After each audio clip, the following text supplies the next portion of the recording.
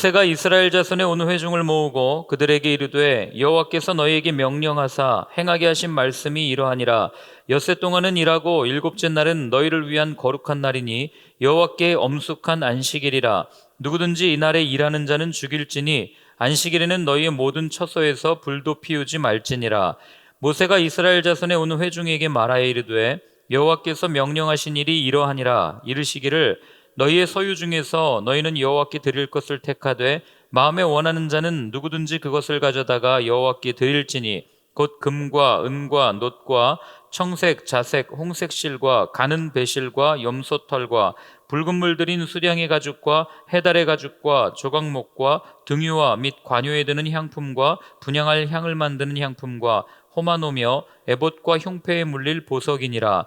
무릇 너희 중 마음이 지혜로운 자는 와서 여호와께서 명령하신 것을 다 만들지니 곧 성막과 천막과 그 덮개와 그 갈고리와 그 널판과 그 띠와 그 기둥과 그 받침과 증거계와 그 채와 속죄소와 그 가리는 휘장과 상과 그 채와 그 모든 기구와 진설병과 불 켜는 등잔대와 그 기구와 그 등잔과 등유와 분향단과 그 채와 관유와 분향할 향품과 성막문의 휘장과 번제단과 그 놋 그물과 그 채와 그 모든 기구와 물두멍과 그 받침과 뜰의 포장과 그 기둥과 그 받침과 뜰 문의 휘장과 장막 말뚝과 뜰의 말뚝과 그 줄과 성소에서 섬기기 위하여 정교하게 만든 옷 곧 제사 직분을 행할 때 입는 제사장 아론의 거룩한 옷과 그의 아들들의 옷이니라. 아멘. 출애굽기 35장부터는 앞에서 이야기했던 그 성막에 대한 설계도를 하나님께서 주셨는데 그 설계도를 듣고 이제는 다시 실제로 본인들이 만드는 과정을 우리한테 들려줍니다. 그래서 내용은 거의 다 똑같아요. 이제 앞으로 39장까지 여러분들이 읽어가실 때 앞에서 했던 얘기를 또 하네 라고 생각하실 수 있지만 했던 이야기를 또 하는 게 아니고 앞에는 설명, 뒤에는 제작 이렇게 생각하시고 읽으시면 될 겁니다. 그런데 차이점이 한 가지가 있어요. 오늘 처음부터 그 차이를 알려주시는데 어떤 차이가 있는지 한번 살펴보겠습니다. 우리 1절부터 3절까지를 다시 한번 천천히 어떤 차이가 있는지 한번 주목해서 읽어보시기 바라요. 모세가 이스라엘 자손의 온 회중을 모으고 그들에게 이르되 여호와께서 너희에게 명령하사 하신 말씀이 이러하니라. 엿새 동안은 일하고 일곱째 날은 너희를 위한 거룩한 날이니 여호와께 엄숙한 안식일이라. 누구든지 이날에 일하는 자는 죽을지니 안식일에는 너희의 모든 처소에서 불도 피우지 말지니라. 아멘. 자, 뭐가 틀리는지 눈에 보이십니까? 없는 말이 추가된 것도 있고 딱 읽으시면서 딱 오늘 사실 35장 딱 처음에 읽으시면서 하고 보실 수 있는 게 하나 있어야 돼요. 그게 뭐냐면 배열 순서입니다. 어떤 배열 순서냐면 앞에서 이야기할 땐 여러분 기억해 보세요. 하나님께서 모세를 부르시고 성막에 대해서 여러 가지 설계도 이건 이렇게 하고 이건 이렇게 하고 이건 저렇게 해라라고 분명하게 말씀을 하시고 제일 마지막에 뭘 말씀하셨습니까? 안식일 규정을 제일 마지막에 말씀하셨단 말이에요. 근데 오늘은 무언가를 만들기 이전에 제일 먼저 하나님께서 무엇을 말씀하십니까? 안식일 규정을 이들에게 말씀하시는 거예요. 왜 이렇게 말씀하셨을까요? 이것에 대한 답은 안식일이 어떤 것인지에 분명한 답이 들어져 있습니다. 전에 한번 제가 그 안식일 규정할 때 말씀드렸는데 안식일이 뭐라고 말씀드렸습니까? 쉬는 날이라고 말씀드렸습니까? 그게 아니잖아요. 하나님께서 우리를 그냥 일곱째 날에는 좀 쉬어라, 너 일 좀 하지 말고 쉬어라 하는 마음에서 안식일을 주신 것이 아니에요. 물론 안식이라는 말에는 그 말이 있지만 그러나 사람이 이 죄를 가진 사람은 자기 혼자 가만히 있을 때 절대로 안식할 수 없습니다. 자기 혼자 가만히 있는 시간이 처음에는 좋죠. 가만히 있다가 길어지면요 이 삶에서 오는 두려움을 느낄 때가 있어요. 나는 언제 뭘 먹고 살아야 되지? 쉬긴 쉬는데 난 또 일해야 되나? 여러 가지 삶에서 오는 문제들에서 갖는 두려움이 사람 안에 엄습하게 되는 거죠. 그러니 사람은 혼자 있으면 나는 쉴 수 있어, 나는 안식할 수 있어 라고 하지만 가만히 있질 못해요. 이게 인간의 모습입니다. 그걸 아셨기 때문에 하나님께서는 안식일을 우리에게 주시고 그 안식을 명령하시는데 그 안식은 누구 안에 있을 때만 가능하다? 하나님 안에 있을 때만 가능하다는 것을 하나님께서는 아셨기 때문에 안식일 규정을 제일 먼저 말씀하시는 거죠. 그럼 안식일은 무엇입니까? 끊임없이 나를 생각하고 나를 돌아보고 내 것을 어떻게 하면 내 소유를 늘려갈 수 있을까 고민하면서 나를 향해 있는 시선을 가지고 살아가는 이 세상 속에서 이제는 나를 바라보는 시선을 멈추고 눈을 들어 하나님을 바라보는 그 삶, 그런 모습, 그런 상태, 이게 하나님께서 우리에게 원하시는 안식의 참 본질이란 말이죠. 그러니까 어떤 상황 속에서도 내가 먼저가 아니고 하나님을 생각하면서, 여러분 자녀가 아빠랑 있을 때는 아무 생각이 없잖아요. 배고프면은 뭐 먹고 싶다고 얘기하고 뭐 갖고 싶은 게 있으면 이거 사고 싶다고 이야기하고, 그러나 아버지가 없을 때 저희가 성장하면은 알잖아요. 물건을 하나 사더라도 이거 정말 필요할까? 이거 사면은 내가 내 경제적 능력이 되나? 여러 가지를 따지게 되지 않습니까? 그런데 아빠와 함께 있으면, 아버지와 함께 있으면 그런 모든 두려움이 없단 말이죠. 왜요? 내가 계산합니까? 아빠가 계산하잖아요. 아빠 카드가 계산하는 거고 엄마 카드가 계산하는 거 아닙니까? 그러니 아이들은 아무 생각 없이 마트에 들어가서 이것도 사고 싶고 저것도 사고 싶고 그렇게 말하는 이유가 여기 있는 거죠. 하나님께서 말씀하시는 안식이 이런 모습이라는 거예요. 어떤 두려움도 없이 그냥 뭐 힘들면 아빠 나 힘들어요. 아빠 나 이거 먹고 싶어요. 아빠 나 이거 하고 싶어요. 아빠 나 이거 정말 학원 한번 다니고 싶은데 이거 좀 계산해 주면 안 되겠어요? 뭐 계산해 달라고 얘기합니까? 그냥 떼쓰죠. 이거야 그러고 막 울잖아요. 이게 뭐 아무것도 아닌 것 같지만 여러분, 하나님 안에 거하는 우리의 모습이 이래야 한다는 것을 하나님께서는 안식일 규정을 통해서 말씀해 주시는 거예요. 그러면 우린 답이 나옵니다. 왜 하나님께서는 두 번째 이 성막을 만드는 실제적인 과정에 앞서서 이 안식일 규정을 먼저 말씀하셨겠어요? 34장에서 보여준 이들의 행태 때문에 그런 거 아니겠습니까? 하나님 안에 거해라. 바로 그 앞에 안식일 규정을 말씀해 주셨는데, 하나님 안에 거해라. 아버지와 함께 있어라. 그게 참 안식이다라고 말씀해 주셨는데, 이들은 뭘 한 겁니까? 아버지 안에 머물기는커녕 여전히 자기의 것을 이루고자, 자신의 편의를 위해서, 자신의 만족을 위해서 황금송아지를 만들어서 섬기는 그런 일들을 행했던 이들이기 때문에 하나님께서는 그 일을 막고자 이제는 어떤 하나님의 일을 행하기 전에 앞서서 분명하게 이 관계, 이 정체성을 다시 한번 이들에게 확인시켜준 말씀이 안식일 규정이라는 거죠. 그러니 다시 계약을 맺기 전에 분명하게 하시고자 했던 그 마음이 여기 드러나는 거죠. 그런데 한 가지 규정이 추가됩니다. 그게 뭐냐면 그 3절에 보면 모든 처소에서 불도 피우지 말래요. 좀 너무하신 거 아닙니까? 아니 불도 뭐 피우면 그럼 얼어 죽으라는 얘기입니까? 뭐 이렇게 우리는 이야기하고 생각할 수 있어요. 근데 여러분, 왜 하나님께서 이런 세세하게 이런 작은 것까지도 불도 피우지 말라라고 이렇게 말씀하셨을까? 이유는 딱 한 가지입니다. 그만큼 하나님 안에 머물기를 원하셨던 거고, 그만큼 죄의 싹은 완전히 잘라버리기를 원하셨던 거고. 왜 그렇습니까? 내가 온전히 죽지 않으면 하나님 안에 거할 수 없다는 것을 하나님은 아셨죠. 그래서 예수님은 그 자기의 몸을 죽이면서까지 우리에게 보여주신 게 뭡니까? 우리의 몸을, 나 자신을 완전히 십자가에 못 박아야만 하나님 안에 머물 수 있고 하나님의 일을 할 수 있다는 것을 예수님께서는 우리에게 알려주신 것이고, 그래서 그것을 알았던 바울도, 예수님이 십자가를 경험했던 바울도 하는 얘기가 뭡니까? 나는 날마다 죽습니다라고 고백하는 것 아니겠습니까? 내가 죽는 이유는 내 안에 그리스도가 사시기 때문에. 그래서 그분이 나를 통해서 어떤 모든 일들을 이루어 가시는 것을 바울은 알았기 때문에 내가 온전히 내 성격과 내 성질과 내 모든 것들이 죽어야만 하나님께서 일하실 수 있다는 것을 알았기 때문에 바울은 내가 날마다 죽습니다, 그런 고백을 했던 것 아니겠어요? 동일하게 오늘 사는 우리에게도 하나님이 요구하시는 건 딱 하나입니다. 내가 완전히 죽는 거예요. 내 삶이 죽는 겁니다. 내 생각이 죽는 거죠. 그래서 우리는 그것을 세례라고 이야기합니다. 내가 완전히 물에 잠겨서 질식하는 거예요. 더 이상 내 힘으로 사는 게 아닙니다. 그래서 주님께서 건져주실 때, 주님이 나를 이렇게 이끌어 가시는 것을 경험하는 삶, 그게 세례 아니겠습니까? 그걸 오늘 안식일 규정에서 하나님께서는 이스라엘 백성들에게 말씀하고 있는 겁니다. 자, 4절부터 우리 9절까지요. 같이 한번 읽겠습니다.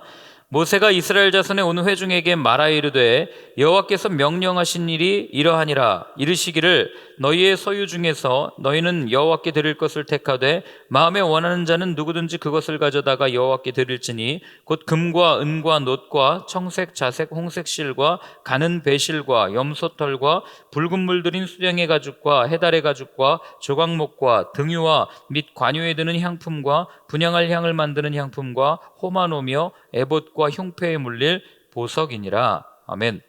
자, 이제 쭉 읽으시니까 무엇을 만들지 머릿속에 대충 그려지시지 않으세요? 제가 전에 그 성막 그림도 보여드리고 그 다음에 이런 물건들이 들어갑니다라고 했는데 뭐 거기 보면은 붉은 물들인 수량의 가죽 하면은 뭐가 생각나세요? 덮개가 생각나시죠? 그 다음에 조각목 뭐 이런 것들이 이제 하나님께서 다시 한번 말씀을 하시는 거죠.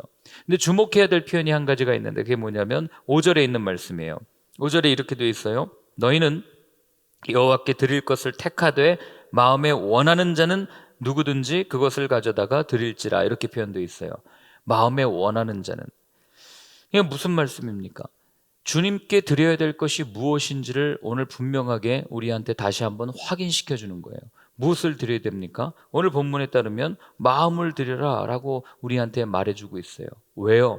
마음이 담기지 않은 헌물, 마음이 담기지 않은 헌금, 마음이 담기지 않은 헌신은 반드시 탈이 나게 되어 있기 때문에 그래요. 물론 마음은 담겨 있죠. 뭘 드릴 때도 마음은 담겨 있는데 더 정확하게 얘기하면 어떤 마음으로 하나님 앞에 내어드리냐가 정말 중요하다는 거죠. 첫 번째로 거기 보면은 주님께 드리는 이 헌물들은 여기 돼 있죠. 마음에 원하는 자를 드려라. 이건 무슨 얘기냐면 본인이 받은 은혜대로 섬겨라 이걸 이야기하는 겁니다. 강요하는 게 아니에요. 여러분 헌물, 헌금, 헌신 이런 거 강요한다고 처음에는 하는 척하죠. 도와드릴게요, 할게요. 근데 그게 나중에는 실족하고 실망하게 되는 원인이 되는 것을 제가 수없이 봤어요. 처음에는 목사가 부탁하니까 가가지고 그래요 제가 주차 봉사 해드리겠습니다 하고 섬기지만 그게 시간이 지나고 아무도 나를 알아주지 않고 여러분 교회에서 주차 봉사하는 게 얼마나 무시당하는 일인지 아시죠?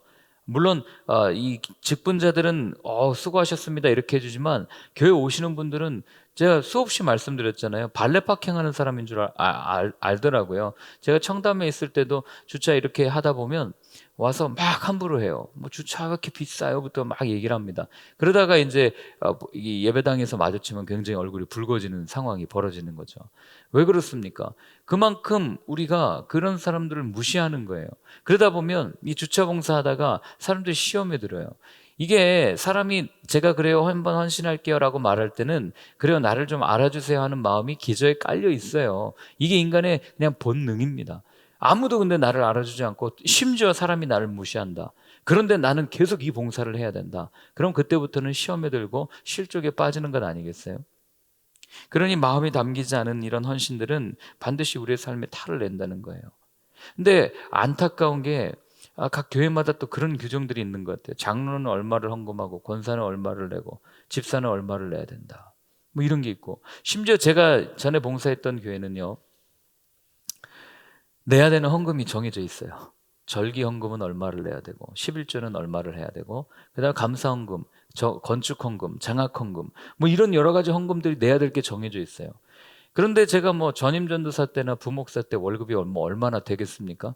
그거 가지고 학교 등록금 대출금 상환하기도 빠듯한데 이 헌금을 다 내고 나면 아내한테 할 말이 없는 거예요. 돈이 없어요 하나도 정말. 그러니 이걸 뭘 먹고 살아야 되지? 야 내가 한 가정의 가장인데 이게 정말 이래도 되나? 그래서 헌금할 때마다 마음이 부담스러운 거예요. 헌금할 때마다 별로 기쁘지가 않은 겁니다. 그래서 제가 그때 고민했어요. 아니 하나님 이거 감사 헌금도 그렇고 하나만 좀 받으시면 안 되겠습니까? 이 건축 헌금도 이거 한 달에 한 번만 좀 내면 안 되겠습니까? 11조도 이거 꼭 드려야 됩니까? 이런 고민을 제가 그때 엄청 했어요. 그래서 그 전에 한번 그 유튜브에 올려뒀던 11조를 꼭 해야 되냐 그때 그 고민이 그때부터 시작된 겁니다. 이거 정말 이렇게 많은 헌금들을 내야 되는데 하나님 이거 성경에 보면은 여기 출애굽기도 보고 다 기쁨과 감사로 드리라고 그랬는데 나는 하나도 기쁘지 않은데 이거 내고 나면 난 또 손가락 빨아야 되는데 하나님 정말 이게 맞습니까? 그리고 저는 이게 자존심이 세가지고 뭐 많이 깎이긴 했지만 여전히 센 제 모습을 보지만 그땐 더 얼마나 셌겠어요. 자존심이 세니까 뭐 어디 가서 이게 너무 자존심 상하는 거예요. 친구들을 만나도 이게 안 되고 생활이 안 되니까 야, 이걸 정말 하나님이 기뻐하실까? 이런 고민들을 했던 적이 있었습니다. 여러분, 하나님이 기뻐하실 것 같으세요? 저는 하나도 기뻐하시지 않을 것 같아요. 왜 그렇습니까? 오늘도 분명히 나오잖아요. 마음을 받으신다고 그러는데 마음은커녕 내가 불만과 불평과 저기 뭐예요? 이게 부담이 가득해가지고 드리는 예물을 하나님 기뻐하시겠냐고요. 교회는 기뻐하겠죠. 교회는 좋아하겠죠. 재정팀은 좋아하겠죠. 그러나 그렇지 않다는 것을 우리가 너무 잘 알잖아요. 오늘 성막도 한번 보세요. 성막 지을 때요, 하나님이 이런 물건들이 필요해라고 이야기하는데 할당량을 주지 않아요. 이거 이만큼 드려야 돼. 지도자는 이만큼 드려야 돼. 백성은 이만큼 가지고 와. 라고 하는 할당제가 없었다는 거예요. 낼 사람은 내고 내지 못할 사람은 와서 봉사하면 되는 거고, 기쁘게 서로가 한 마음을 가지고 하나님의 공동체를 일구어가기 위한 하나님의 마음이 이 가운데 있는데, 오늘날 우리는 내는 사람은 대우해주고 내지 못하는 사람에게는 직분도 안 주고, 여러분, 그러니 말씀에서 얼마나 멀어져 있는 이런 현실을 우리가 봐야 되냔 말이에요. 그러니 그런 것을 아무도 그냥 이건 전통이니까요, 이거는 그냥 감사의 마음을 표하는 거니까요 하고 여러분 하다가 저 같은 사람이 교회 시험 들어가지고 뛰쳐나간 거 아니겠어요? 예, 그럴 정도로 그리고 이렇게 하면은 봉투에다가 이름 넣은 거 읽어가지고 봉투 두둑하면, 예, 오래 기도해주고 짧으면은 그냥 이렇게 넘기고, 이게 무슨 부흥 강사예요? 사기꾼이죠. 그런 모습들이 우리 가운데 너무나도 많이 있다는 거죠. 여러분, 예수님이 뭐라고 그러십니까? 제가 읽어드릴게요. 누가복음 21장에 보면 이렇게 돼 있어요. 예수께서 눈을 들어 부자들이 헌금함에 헌금 넣는 것을 보시고 또 어떤 가난한 과부가 두 렙돈 넣는 것을 보시고 이르시되, 내가 참으로 너희에게 말하노니 이 가난한 과부가 다른 모든 사람보다 많이 넣었도다. 저들은 그 풍족한 중에서 헌금을 넣었거니와 이 과부는 그 가난한 중에서 자기가 가지고 있는 생활비 전부를 넣었느니라 하시니라. 아멘. 이게 예수님이 보시는, 하나님이 평가하시는 헌금의 기준입니다. 이 사람은 뭘 드렸다고요? 전부를 드렸다고요. 부자는요, 있는 것 중에 일부 드린 거예요. 부자는 그거 헌금했다고 먹고 사는데 전혀 지장 없어요. 어제 먹었던 좋은 음식 오늘도 먹을 수 있는 게 부자의 삶 아닙니까? 그러나 가난한 과부는요, 두 렙돈을 드리면 당장 먹을 게 없어요. 그럼에도 불구하고 전부를 하나님 앞에 내어드린 거죠.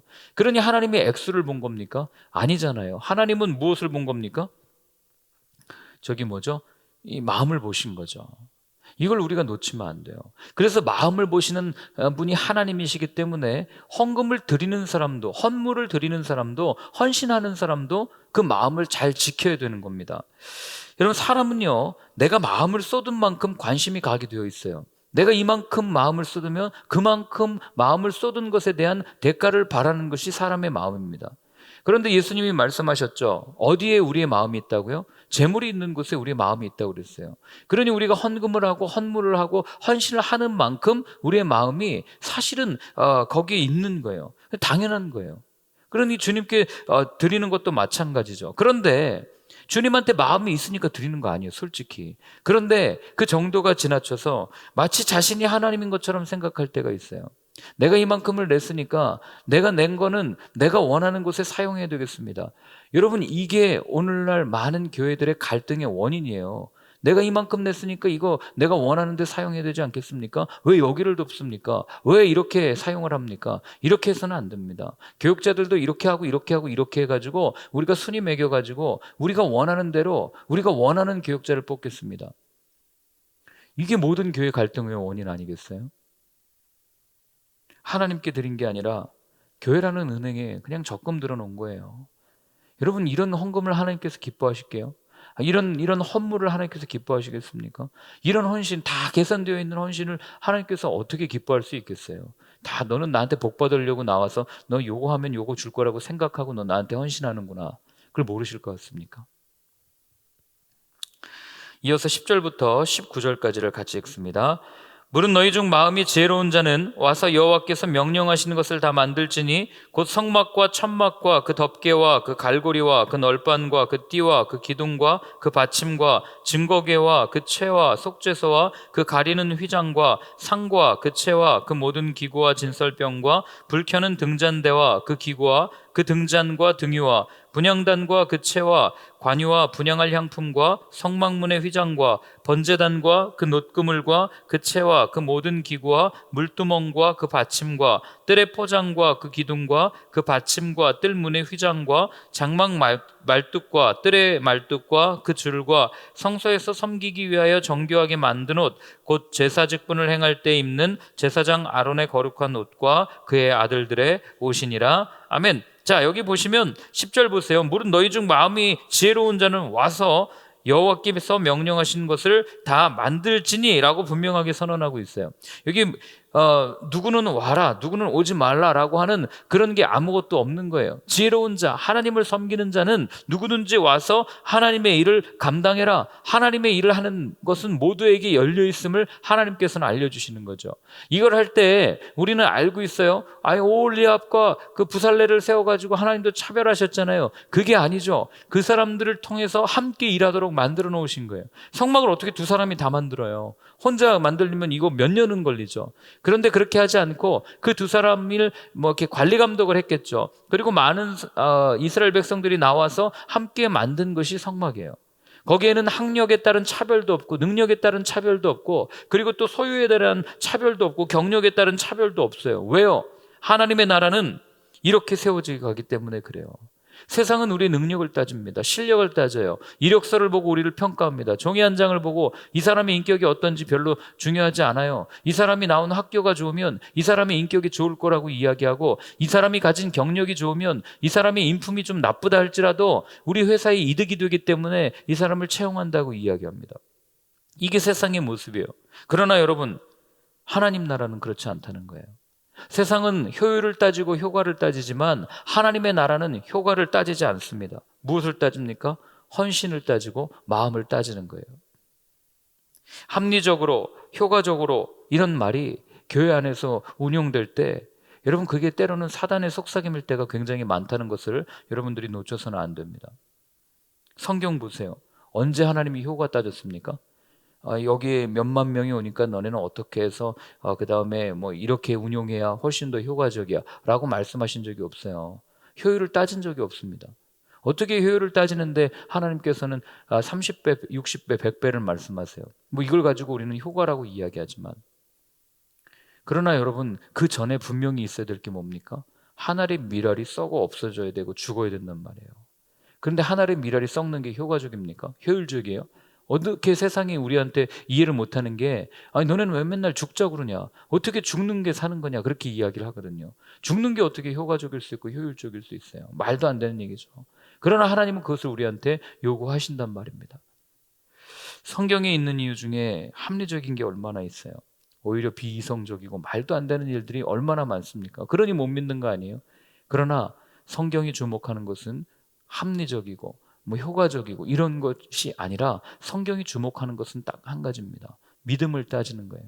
누구를 향한 믿음을 가지고 있는가? 여러분, 이게 하나님의 일을 할 때 마찬가지예요. 우리가 어떤 일을 감당할 때도 이게 정말 이걸 선택하는 게 더 우리한테 이득이 되겠습니까? 이걸 선택하는 게 더 효과적이겠습니까? 이걸 말하기 전에 우리가 먼저 해야 될 것은 조용히 하나님 앞에 물을 수 있어야 되는 겁니다. 하나님이 원하시는 것은 무엇입니까? 하나님이 정말 바라시는 것은 무엇입니까? 그 믿음을 하나님 앞에 내어드릴 때 하나님께서는 우리가 썩어 없어지는 것을 보고 우리가 손해보는 것을 보고 그 가운데 30배, 60배, 100배 열매를 주는 것이지, 우리가 발버둥 쳐가지고 하나님 이렇게 하면 이런 방법을 사용하면 60배가 나올 거고 이런 방법이 사용하면 100배가 나올 겁니다. 우리는 생각하면서 그 농사를 지으려고 하지만 여러분, 지진 한번 나고 해일 한번 나고 쓰나미 한번 몰려오면 우리가 생각했던 모든 거 다 말짱 도루묵 아닙니까?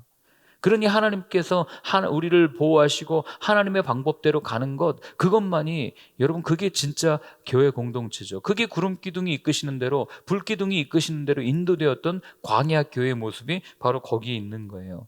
이게 여러분 개인적인 일도 마찬가지입니다.